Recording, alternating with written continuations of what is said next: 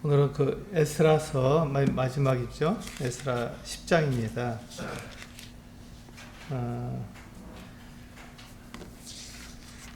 우리가 에스라를 금방 시작한 것 같은데 벌써 이제 마지막 장입니다. 오늘 그 에스라 10장, 그 10장이 오늘 제목은요, 아직도 소망이 남아있다. 아직도 소망이 남아있다라는 제목으로 말씀을 드리겠습니다.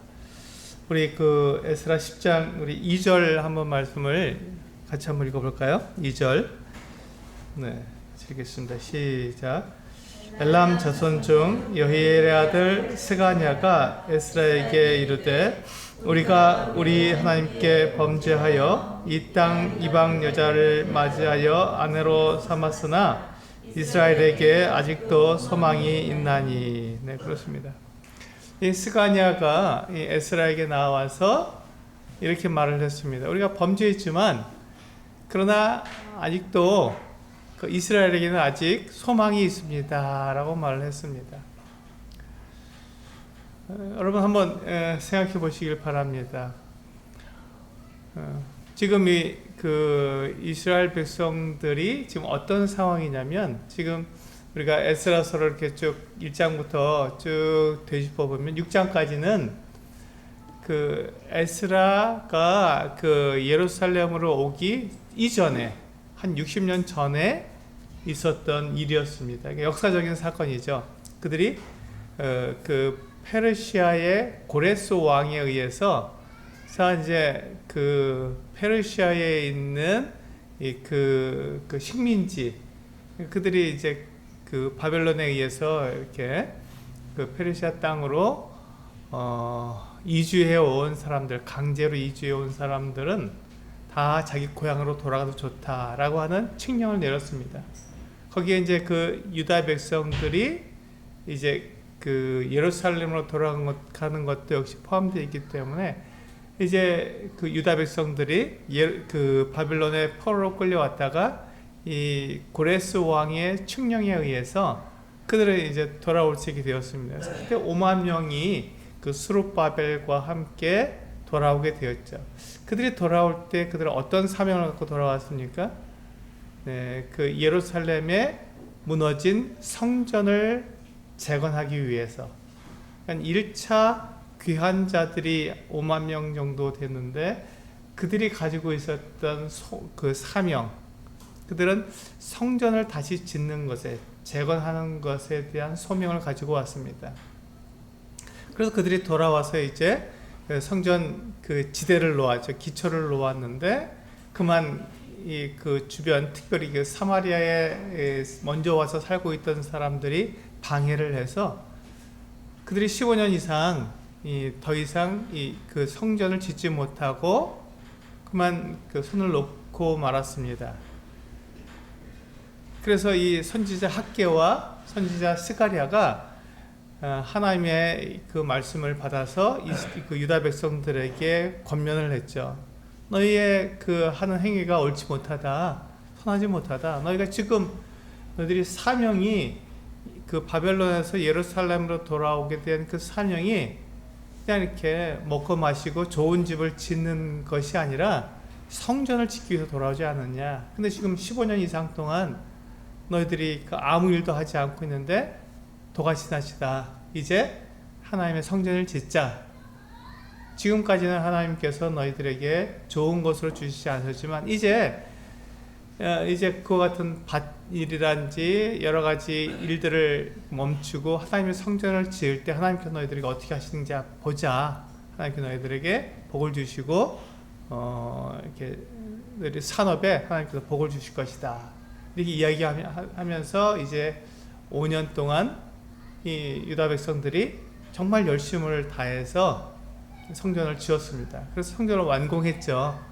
그래서 총 20년이 걸렸습니다. 15년 동안 멈춰 있다가 다시 5년 동안 지어서 20년이 걸려서 성전을 완공했습니다. 그리고 이제 지금 에스라는 두 번째 귀환한 사람입니다. 그 성전을 완공하고 약 60년 후에 에스라와 약 2,000명 정도의 유다인들이 함께 다시 바벨론에서 그 그 예루살렘으로 돌아왔습니다. 근데 그들이 돌아온 목적이 있었죠.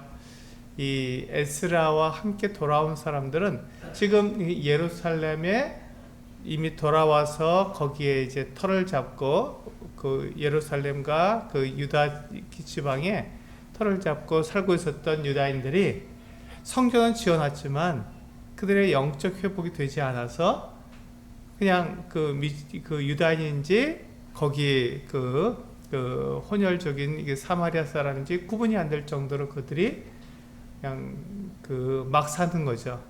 거기에 그냥 동화돼서 살아가게 되었습니다. 그래서 에스라가 돌아와서 다시 그들로 하여금 율법을 지키며 유대인으로서의 삶을 살아가도록 그들을 영적 회복을 하기 위해서 돌아왔습니다.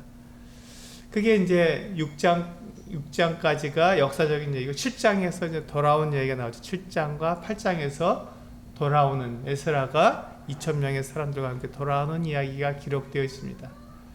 그리고 이제 9장에서는 문제가 발생되죠.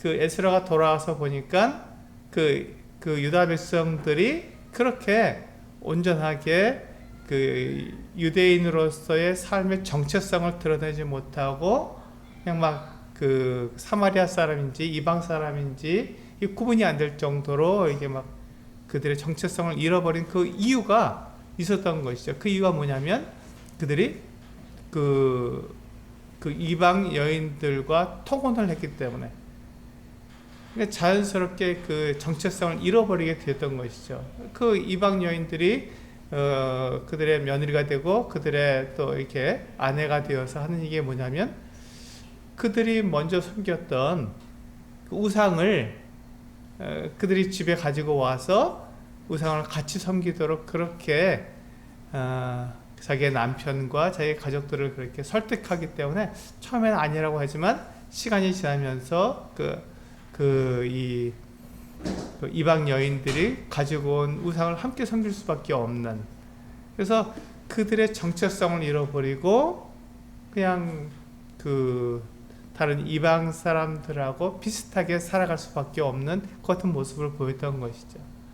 이제 그게 문제라는 것을 우리가 9장에서 알게 되었고, 그때 이 에스라가 정말 부끄러워하며 그 유대인들 조상들이 그렇게 바빌론의 포로로 끌려간 게 바로 그 우상 숭배 때문인데, 지금 거기서 70년 동안이나 바벨론에서 있다가 다시 돌아와서 성전을 다시 짓고 하나님을 섬기는 그 같은 백성으로서 잘 살아갈 줄 알았는데 그들이 전혀 그 정체성을 잃어버리고 그냥 똑같이 살아가는 모습을 보였기 때문에 이 에스라가 너무나도 부끄러워하며 울며 있었습니다. 이게 9장까지죠. 이제 10장, 오늘 마지막 장에 돌아와서 그들이 그와 같은 죄를 짓고 하나님 앞에서 그 유대인으로서의 정체성을 다 잃어버린 상황 속에서 살아가고 있기 때문에 소망이 없죠. 이제 소망이 없고 그들은 하나님께로부터 또다시 심판과 벌을 받을 수밖에 없는 그런 상황에 놓여 있는 상황이 그 상태입니다. 그 상태인데 지금 그 스가냐가 에스라에게 와서 이와 같은 말을 하는 것이죠. 2절에서 우리가 방금 읽은 것처럼 우리가 지금 이방인들과 결혼해서 정말 하나님 앞에 죄를 지었지만 그러나 우리에게 아직도 소망이 있습니다 라고 말을 했습니다. 왜 소망이 있다고 말한 것일까요?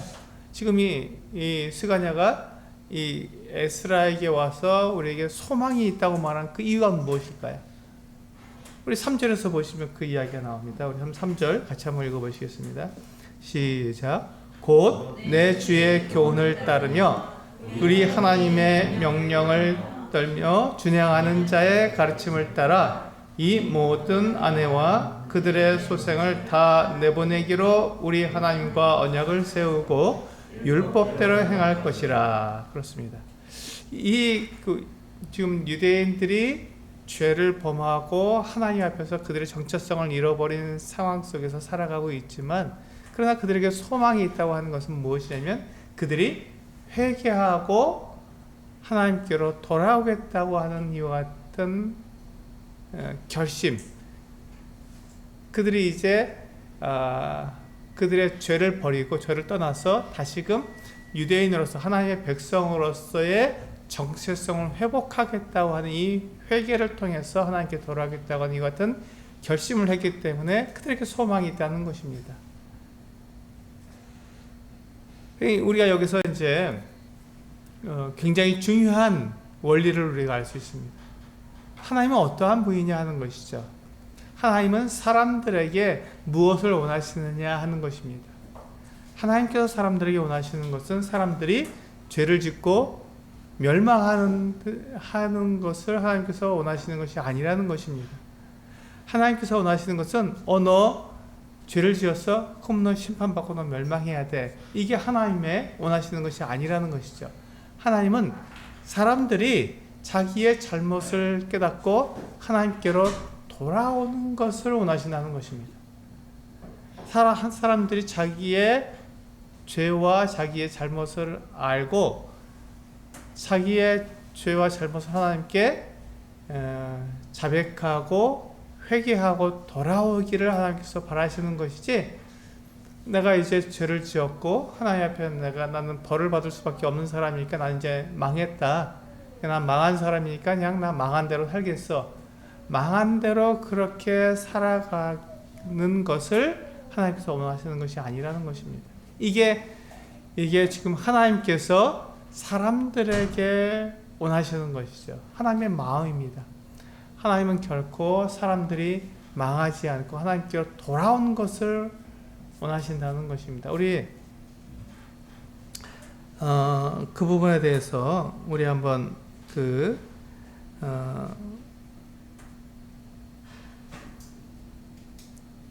베드로후서 3장 말씀 한번 볼까요? 베드로후서 3장 말씀을 한번 보겠습니다. 신약성경 베드로후서 3장입니다.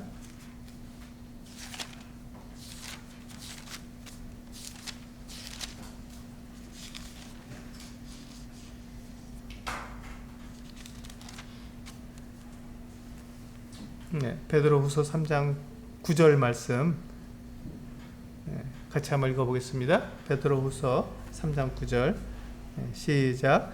주의 약속은 어떤 이들이 더디다고 생각하는 것 같이 더딘 것이 아니라 오직 주께서는 너희를 대하여 오래 참으사 아무도 멸망하지 아니하고 다 회개하기에 이르기를 원하시느니라. 하나님께서 원하시는 것은 사람들이 멸망하는 것을 원하시는 것이 아니라 다 회개하기에 이르기를 원하신다는 것입니다. 하나님이 원하시는 건 바로 이거예요. 사람들이 하나님께 돌아와 회개하고 하나님께로 돌아오는 것을 원하시는 것이지 사람들이 멸망하는 것을 원치 않으신다는 것입니다. 우리 한 군데 더 볼까요? 우리 이사야서 55장 구약성경 이사야서 55장입니다.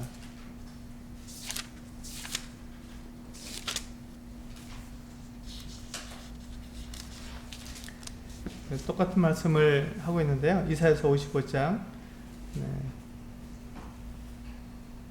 6절과 7절입니다. 이사야서 55장 6절과 7절 시작. 너희는 여호와를 만날 만한 때에 찾으라. 가까이 계실 때 그를 부르라. 악인은 그의 길을, 불의한 자는 그의 생각을 버리고 여호와께로 돌아오라. 그리하면 그가 긍휼히 여기시리라.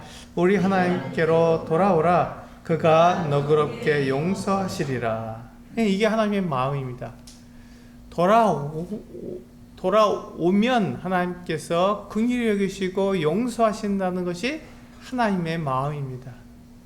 이것을 아는 게 중요한 것이죠. 지금 유다 백성들이 하나님에 대해서 오해하지 않고 바르게 이해하기를 원하셨던 것입니다. 지금 이 스가냐가 에스라에게 와서 우리에게 아직 소망이 있습니다 라고 말한 것이 바로 이 내용입니다. 그들에게 아직도 소망이 있다는 것은 그들이 죄 가운데서 멸망하지 않고 죄를 지었지만 그 죄 가운데서 그것을 회개하고 하나님께로 돌아가면 하나님께서 그들을 받아주신다고 하는 분명한 그 하나님에 대한 그들의 생각이 있었기 때문에 그에 대해서 그들이 소망을 가질 수 있었던 것이죠. 우리 한번 본문으로 돌아가 보실까요? 에스라서 10장으로 다시 돌아가서 보겠습니다.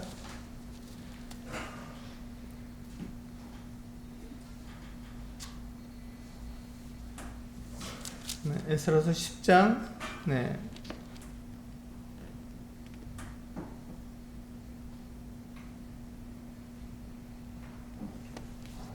10절부터 12절까지입니다. 에스라 10장 10절부터 12절까지 같이 한번 읽어보겠습니다. 시작. 제사장 에스라가 일어나 그들에게 이르되 너희가 범죄하여 이방 여자를 아내로 삼아 이스라엘의 죄를 더하게 하였으니 이제 너희 조상들의 하나님 앞에서 죄를 자백하고 그의 뜻대로 행하여 그 지방 사람들과 이방 여인을 끊어버리라 하니 모든 회중이 큰 소리로 대답하여 이르되 당신의 말씀대로 우리가 마땅히 행할 것이니이다. 그렇습니다. 여기 보시면 에스라가 그 유대인들에게 그들이 해야 될 내용을 정확하게 말해 주었습니다. 그러니까 지금 그 유다 백성들이 우리 잘못했습니다 라고 말하는 것으로 끝나지 않았다는 것이죠. 그것으로 끝난 것이 아니라 그들이 하나님 앞에서 어떻게 해야 하는지를 정확히 알려주었습니다. 그들이 그 지방 사람들, 이방 사람들과의 관계를 끊고 그리고 그 아내로 맞이한 이 이방 여인들을 내쫓으라는 것입니다. 이것이 되어야 한다는 것이죠. 이것이 되어야만 그들이 하나님께로 회개하고 돌아온 것에 대한 분명한 그들이 회개가 분명하게 된다는 것입니다.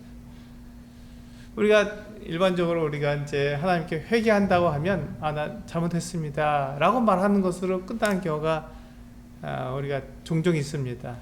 하나님 제가 잘못했어요, 용서해 주세요. 그걸로 끝나는 경우가 종종 있는데 그것은 참된 회개가 아니죠. 그것은 우리가 하나님께 내 죄를 내가 잘못했다고 고백하는 것이 회개가 아닙니다. 회개라는 것은 돌이키는 걸 말하는 거예요. 회개라는 말은 우리가 쉽게 운전하다 보면 유턴하게 되잖아요. 가다가 내가 길을 잘못 들었네? 그럼 어떻게 되죠? 유턴해야 되죠. 다시 돌아와야 된다는 것입니다. 다시 돌아오는 것을 우리는 회개라고 하는 것이지 잘못했습니다 라고 말하는 것은 회개가 아니라 그건 우리가 뉘우치는 거고 내가 잘못했다고 하나님께 말씀드리는 것이 그건 회개가 아닙니다. 회개라는 것은 내가 가던 길이 잘못됐으면 그 길에서 다시 올바른 길로 돌아오는 것, 되돌아오는 것을 회개라고 하는 것입니다. 되돌아서 자기의 원래 자리로 돌아오는 것을 회개라고 하는 것이지, 돌아오지 않으면 자기가 가던 길을 계속 가면서 저는 잘못했어요, 그렇지만 저 이거 너무 좋아요 하면서 계속 그 같은 죄를 계속해서 짓고 악행을 계속해서 하고 있다면 그것은 회개가 아니죠. 그것은 회개가 아닙니다. 우리가 회개에 대해서 오해하고 있는 것이 바로 그것이죠.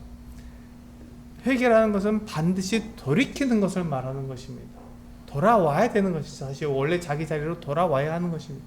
하나님 앞에서 내가 내 믿음을 고백한 사람이면 그 믿음대로 돌아와야 하는 것입니다. 지금 이스라엘 백성들이 바로 그것이죠. 에스라가 그 유대 백성들에게 그들이 하라고 한 내용이 바로 그것입니다. 너희들이 하나님의 백성이냐? 그렇다면 하나님의 백성답게 살아라 하는 것입니다. 하나님의 백성답게 살려면 어떻게 해야 된다고요? 그들이 그 지방 사람들, 이방 사람들과 관계를 맺고 그들처럼 살고 또 그 이방인들과 결혼해서 그들이 전혀 유대인으로서의 정체성을 다 잃어버리는 그 상황에서 그것을 끊어버리라는 것이죠. 그래서 돌이키라는 것입니다. 다시 원래대로 유대인답게 살라는 것이죠. 유대인의 정체성을 다시 회복하라는 것입니다. 그러려면 그 지방 사람들과의 관계를 끊어내라. 그리고 너희가 아내로 맞이한 이방 여인들을 다 내보내라. 이렇게 되어야 너희들이 정확한 그 그 믿는 자로서의 그 하나님의 선민으로서의 정체성을 회복해서 살아가게 되니까 이것을 다시 회복해라 라고 말을 했습니다. 그리고 맨 마지막에 11절 끝에 보면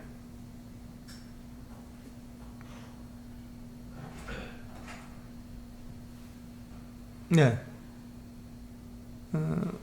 11절에 보면요.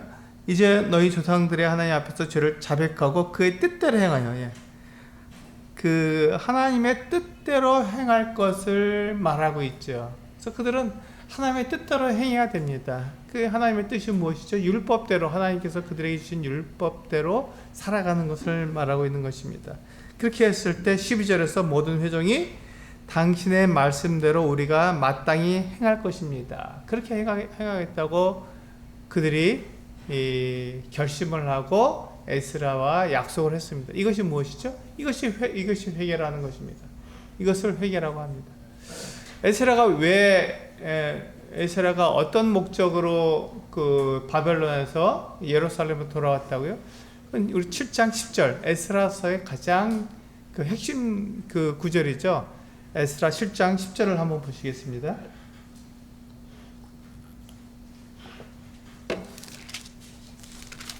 에스라 7장 10절을 보시면 이게 에스라서 전체의 핵심 구절입니다. 우리 같이 한번 읽어보겠습니다. 시작. 에스라가 여호와의 율법을 연구하여 준행하며 율례와 규례를 이스라엘에게 가르치기로 결심하였었더라. 그렇습니다. 에스라가 지금 바벨론에서 예루살렘으로 돌아온 그 목적, 그 사명이 바로 이것입니다. 이스라엘 백성들에게 하나님의 율법을 제대로 가르치는 것입니다.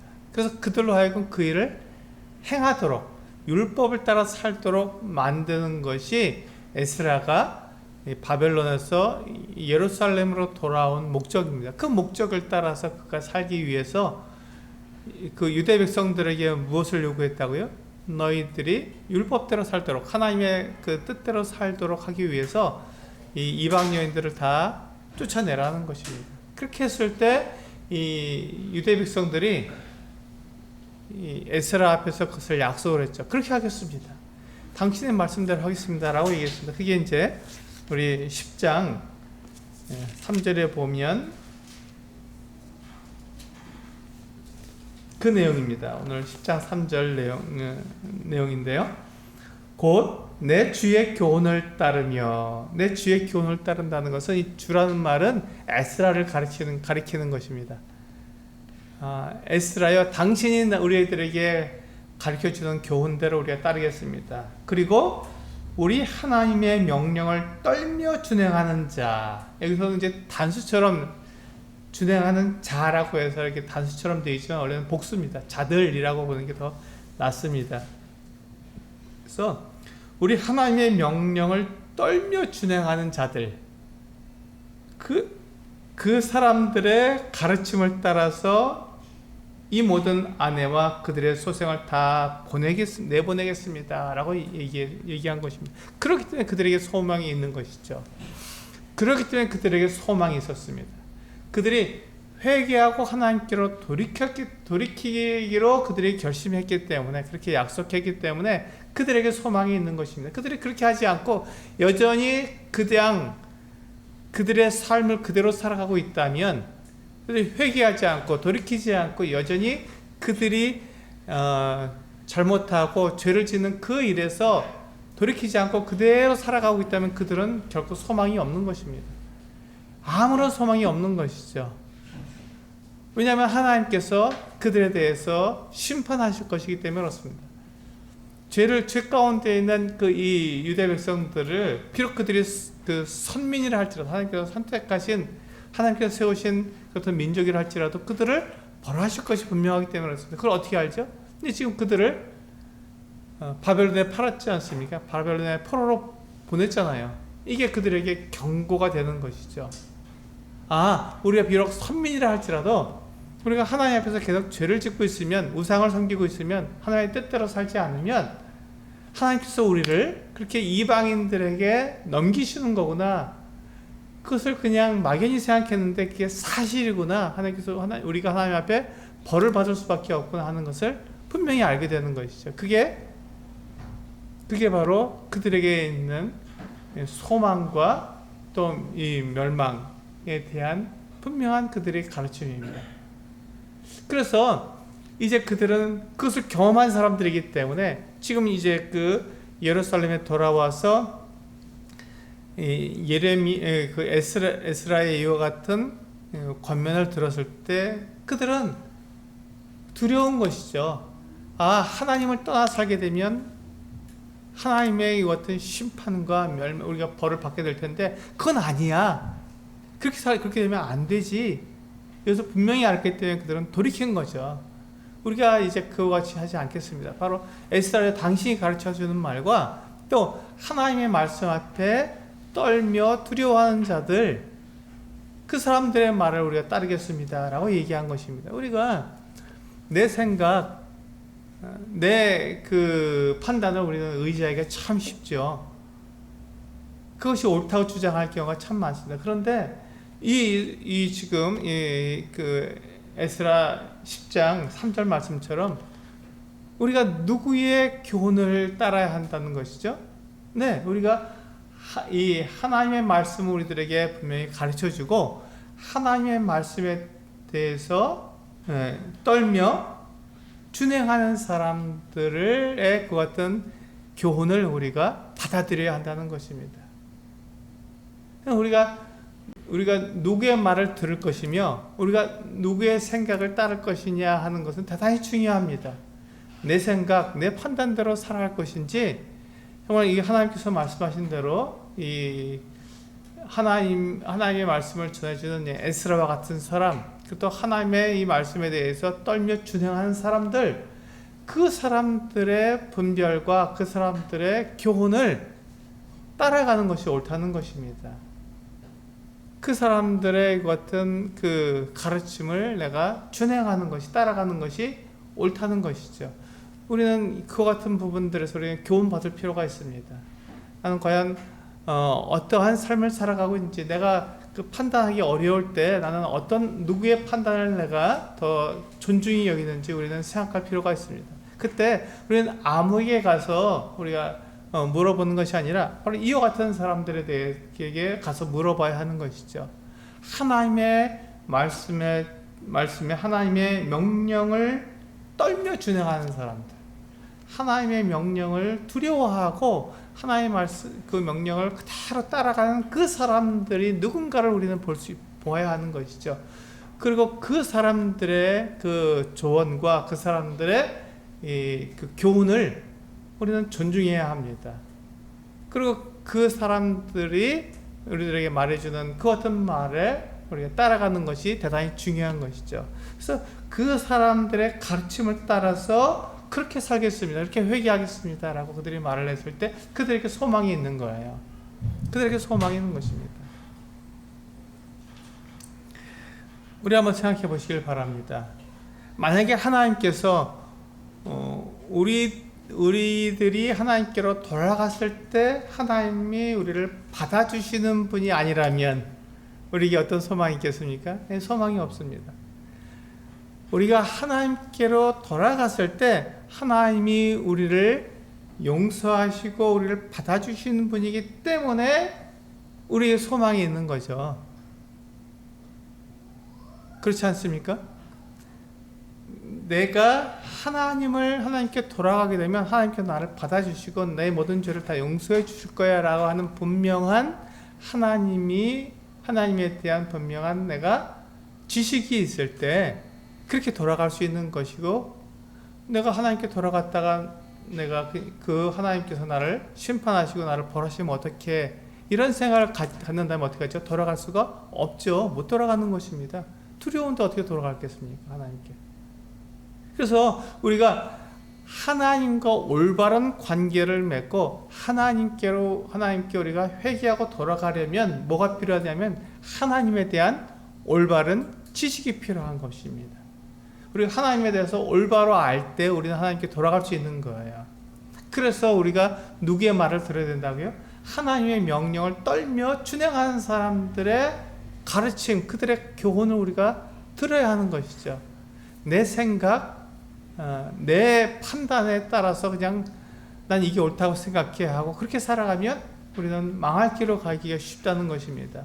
사람의 생각은 하나님의 생각과 다르기 때문에 그렇죠. 그래서 우리가 하나님께로 돌이킬 수 있는 것은 하나님께 대한 우리가 올바른 지식을 가질 때 그것이 가능하다는 것입니다.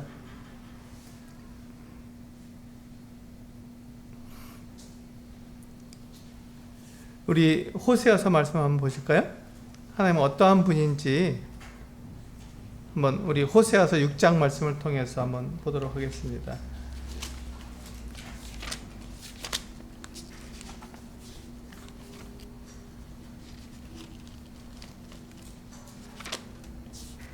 호세아서 6장 3절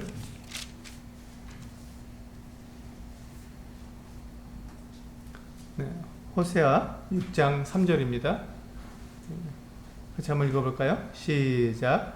그러므로 우리가 여호와를 알자. 힘써 여호와를 알자. 그의 나타나심은 새벽 빛같이 어김없나니 비와 같이 땅을 적시는 늦은 비와 같이 우리에게 임하시리라 하니라. 여기 보시면 하나님이 어떠한 분이라고요? 일정하신 분이라고요. 하나님은 한 번 말씀하신 것을 결코 변하지 아니하시고 하나님께서 약속하신 것은 반드시 지키시는 분이라는 것을 우리들에게 말씀해 주고 있습니다. 이렇게 우리가 하나님을 알아야 하는 것이죠. 하나님을 정확히 알 때 우리는 하나님께 돌아갈 수 있습니다. 6절 한번 보실까요?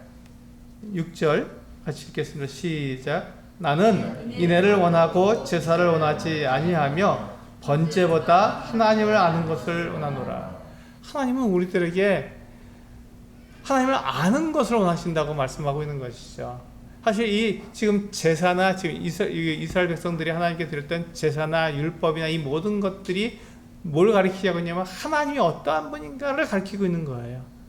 하나님이 누구신가 하는 것을 우리들에게 알 수 있도록 도와주는 그 같은 내용들입니다. 그래서 우리가 이 제사를 막 드리다 보면은 하나님께서 나를 받아주시는 거구나. 내가 죄를 짓고 내가 잘못했어도 내가 재물을 가지고 나가면 하나님께서 나를 받아주시는, 나를 용서하시기 원하시는 분이라는 것을 알 수 있는 것이죠. 그리고 그 율법을 지키다 보면 뭘 할 수 있습니까? 하나님께서 내가 하나님을 사랑하고 내 이웃을 사랑하는 것을 하나님께서 원하시는구나. 내가 이웃에게 잘못을 하고 악을 행하고 욕심 부리고 죄를 짓는 것을 하나님께서 원하시는 것이 아니라 나뿐만 아니라 내 이웃에게도 내가 선을 행하시는 것을 하나님께서 원하시는구나. 하나님은 선하신 분이시구나 하는 것을 우리가 알 수 있게 되는 것이죠. 율법을 통해서 우리가 그것을 알 수 있는, 그냥 율법 그 자체를 지키는데 급급해서 하나님이 누구신지를 모르는 게 아니라 이런 율법과 제사를 통해서 하나님을 알기를 원하시는 것이죠. 이게 지금 호세아서 6장 6절에서 하시는 말씀입니다. 하나님은 우리가 하나님을 알기를 원하시는 것이죠. 우리가 하나님을 알게 될 때 어떻게 된다고요? 하나님께로 돌아갈 수 있게 된다는 것이죠. 우리가 소망이 있다는 것을 알게 되는 것이죠. 내가 망할 사람이 아니구나. 내가 하나님께 돌아가기만 하면 하나님께서 나를 받아주시는구나. 내가 회개하고 하나님께 돌아가면 하나님께서 나를 용서하시고 나를 받아주시는 거구나 하는 것을 알게 된다는 것이죠. 이것을 우리는 하나님의 사랑이라고 이야기합니다. 하나님의 은혜, 하나님의 사랑이라고 이야기를 합니다. 그래서 우리가 하나님의 사랑을 알아야 되는데 한 가지 제가 그 예를 한번 들어드리겠습니다. 한 아이가 있고 한 아이가 초등학교 다니는 아이였는데 초등학교 우리 4, 5학년이라고 얘기할까요? 한 5학년 정도 됐다고 얘기하겠습니다. 이 아이가 학교에서 어느 날 시험을 쳤습니다. 시험을 봤는데 시험 성적이 굉장히 안 좋았어요. 우리 100점 만점인데 이 아이가 한 30점 맞았다고 하겠습니다. 그럼 이 아이는 이제 그 시험지를 가지고 어떻게 해야 하냐는 것이죠. 내가 학교에서 시험을 치렀는데 이제 30점 맞은 시험지를 가지고 있습니다. 이 아이가 엄마하고 사랑의 관계를 나누고 있다면 30점 맞은 게 잘한 것은 아니지만 그것 때문에 시험지를 숨기거나 나 시험 안 봤다고 엄마한테 말하지는 않을 것입니다. 그냥 갖고 와서 엄마 나 시험 봤어요. 근데 몇 점 맞냐? 30점 맞았어요. 야, 좀 잘 보지. 예, 제가 더 공부할게요. 이렇게 하면 끝나는 거잖아요. 그게 사랑의 관계라는 것이죠. 뭐 시험은 시험이고 그 아이하고의 부모하고의 사랑의 관계는 사랑의 관계이기 때문에 그건 문제가 되지 않는 것이죠. 그런데 만약에 부모와 사랑의 관계가 잘 형성되지 않은 아이는 어떻게 할까요? 아, 이거 갖고 가면 엄마한테 뚫겨 맞을 텐데, 엄마가 야단칠 텐데, 나 엄마한테 벌 받을 텐데, 30점 맞았다가 엄마한테 혼날 텐데 하면서 그 시험지를 어떻게 할까요? 예, 숨기고 가리고, 어떤 아이들은 그것을 이렇게 수정한다 그러죠. 30점짜리였다고 뭐 80점으로 고친다든지. 그게 왜 그렇죠? 근데 부모하고 이 사랑의 관계가 잘 맺어지지 않게, 부모가 어떠한 사람이 나를 사랑하는 사람인지 아닌지를 내가 잘 모르면 그렇게 된다는 거, 오해하게 되면 그렇게 된다는 것이죠. 마찬가지입니다. 우리가 하나님에 대해서, 우리가 하나님이 나를 사랑하시고 내가 어떠한 상황, 어떠한 상태에 있든지 내가 하나님께 나의 모든 것들을 자백하고, 하나님 저 이렇습니다 라고 하나님께 말씀드리면, 하나님께서 그것 때문에 나를 벌하시는 것이 아니라 나를 사랑하시고 나에게 힘을 주시고 내가 더 잘할 수 있도록 나를 도와주신다는 것이죠. 이게 하나님과 우리 사람들과의 관계입니다. 하나님은 그런 분이시라는 것이죠. 근데 우리가 하나님에 대해서 오해하게 되면 어떻게 되죠? 아, 내가 잘못했는데, 나의 이 잘못들, 내 죄를 하나님께 자백하면 하나님께서 나를 벌하실 거야. 그러니까 나의 이 잘못과 이 죄를 하나님께 자백하지 않고 숨기고 감추고 없는 것처럼 그렇게 해야지, 이렇게 된다는 것이죠. 이게 하나님을 아는 사람과 하나님을 잘 알지 못하는 사람의 차이입니다. 하나님을 아는 사람은 하나님께 나아가서 그 모든 것들을 자백할 수 있습니다. 그리고 자백만 하는 것이 아니라 어떻게 한다고요? 돌이킨다고요. 회개한다고요.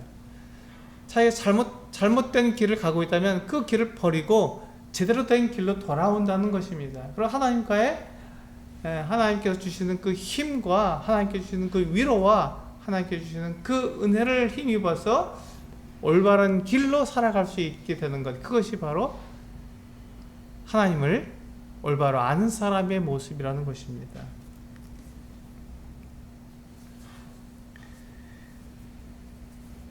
우리는 지금 에스라 3장에서 왜 이스라엘 백성들에게 소망이 있는가 하는 것입니다. 왜 이스라엘 백성들에게 소망이 있는가? 그들이 죄를 지었고 그들이 하나님 앞에서 정말 그들의 정체성을 잃어버린 것 같은 사람들이었는데, 그들에게 소망이 있다는 것이 무슨 뜻인가? 우리 이 뒤에 쭉 보시면요, 이 에스라가 이 이스라엘 사람들의 잘못한 사람들의 명단을 쭉 적어놨습니다. 거기 보면요, 제사장도 있고 레위 사람도 있고 지도자들이 있는 거예요. 그들도 역시 동일하게 잘못하고 죄를 지었던 것입니다.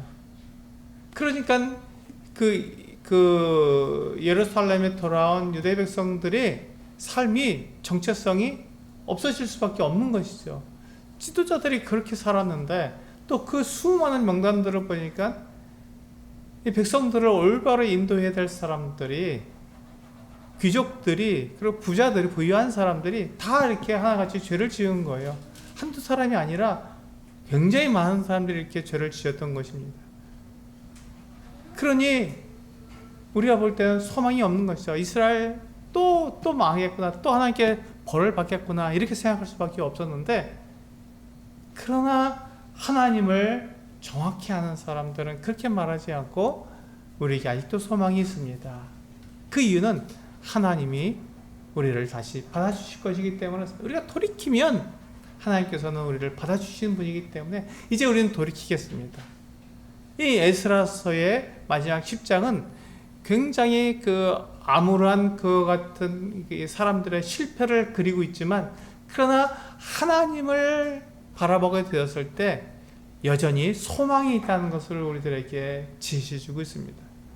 결코 하나님을 믿는 사람들의 그 장래는, 미래는 어둡지 않습니다. 하나님이 누구신지 알기 때문에, 그분을 믿기 때문에 하나님을 믿는 사람들은 지금 내가 어떠한 삶을 살고 있든지, 지금 내가 얼마나 부끄럽고 내가 죄악된 삶을 살고 있든지 간에 그것과 상관없이 하나님은 나를 받아주시고 나를 회복시켜 주시며 나에게 하나님의 그 사랑과 은혜를 나타내 주시는 분이시기 때문에 하나님께로 돌이키면 하나님께서 나에게 소망을 주신다는 것이죠.